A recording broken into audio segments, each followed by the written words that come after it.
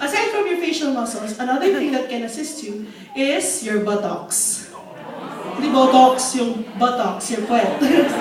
Okay? How? As the notes get higher, we tuck our butts. Meaning you clench it together. Pag may sumaksak ng piso, hindi malalaglag yun! Why? When your butt is clenched, your spine is even straighter. It gives you more support. How do you do it? I will give you a scenario. Close your eyes. Close your eyes. Kumain ka ng marami nung araw na yun. Uminom ka rin ng kape, Coke, and lahat ng nakita mo naka-display. Because gutom ka lang talaga nung araw na yun. Then you feel your stomach churning. You run to the bathroom and you find na, oh my goodness, isang stall lang!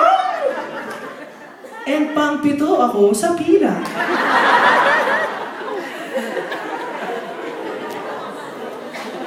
Well. Yung sink may naguhugas.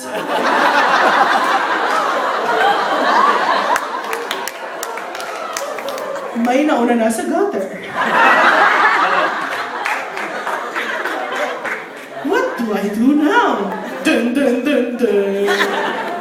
Okay, so how do you hold it together? Hindi ka pa mag-passes, di ba? Pakitulungan mo.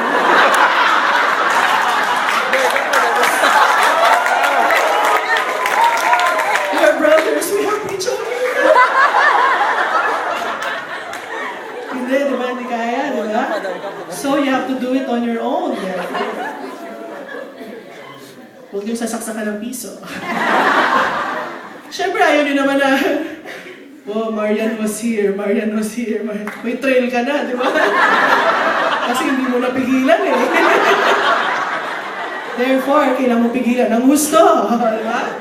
Let's try that with your high notes. Ready?